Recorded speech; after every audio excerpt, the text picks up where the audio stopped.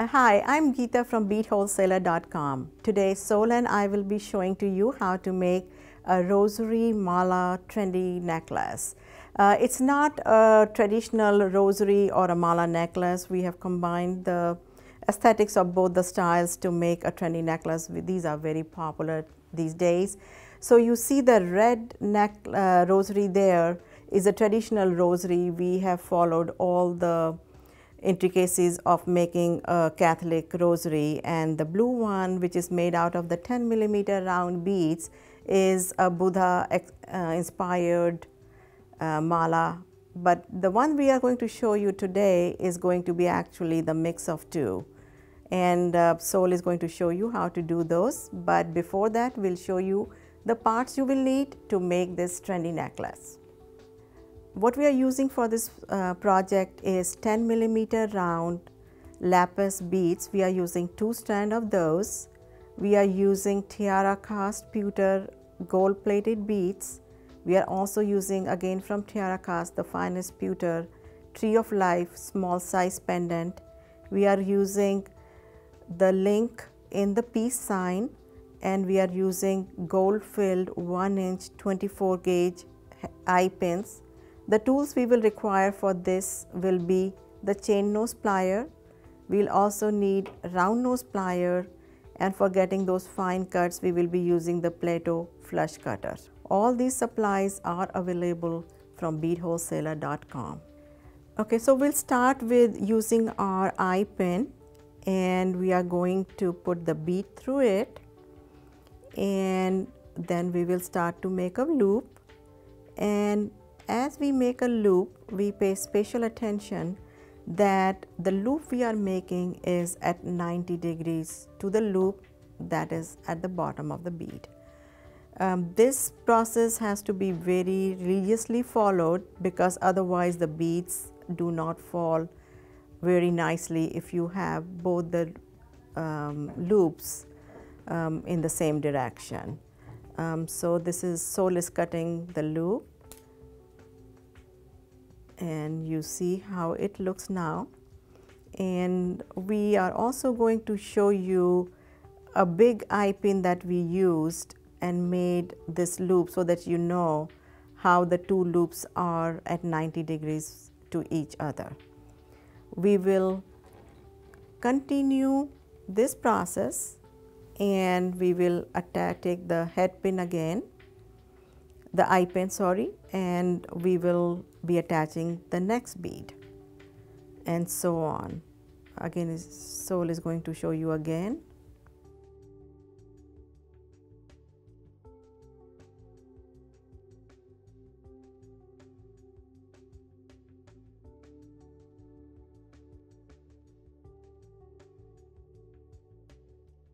One thing about lapis stone, it's a very rich blue stone. It's a timeless stone. It never goes out of fashion. So when you have put in so much work in making this necklace, you want it to be timeless. You want to use it every season, from year to year. You don't want it to go out of date.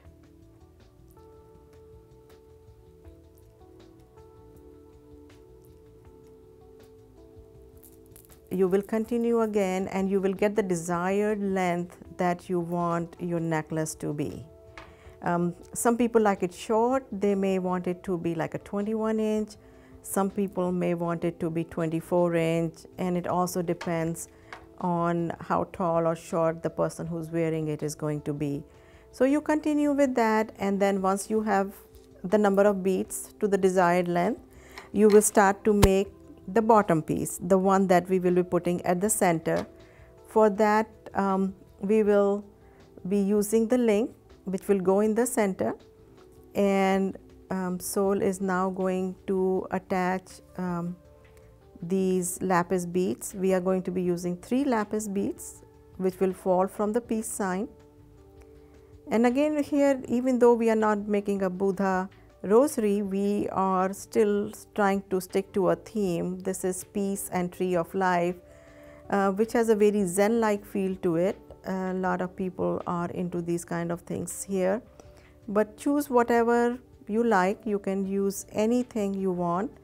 You can use crosses, you can use Hamsa, you can use Buddha. The choices are endless.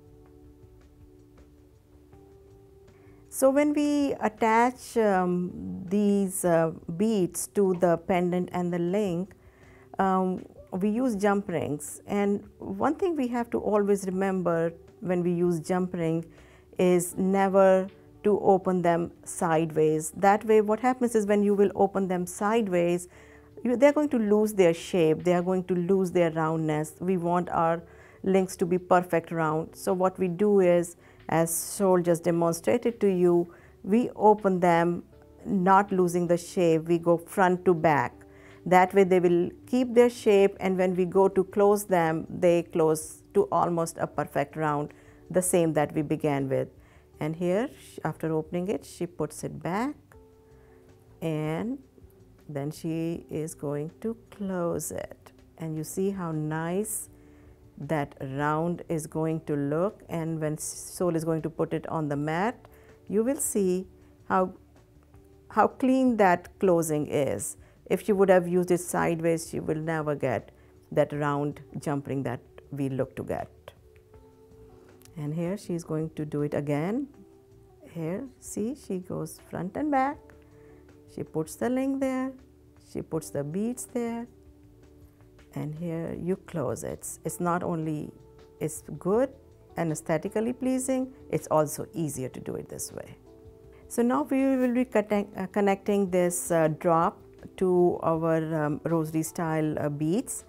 And again, we will need a jump ring. We open the jump ring and we put our peace sign, and then we put one side of the lapis bead, and we bring the other one, we bring it on the other side, and we close the jump ring. Make sure it's a tight close, you don't want it breaking. And what we have now is our mala and rosary inspired lapis necklace. Now if this necklace was not long enough, what you would have done is you will go to the top of the necklace, you will open the link, and you will put a clasp there. And that's where it is. Now you can get all the supplies from beadwholesaler.com.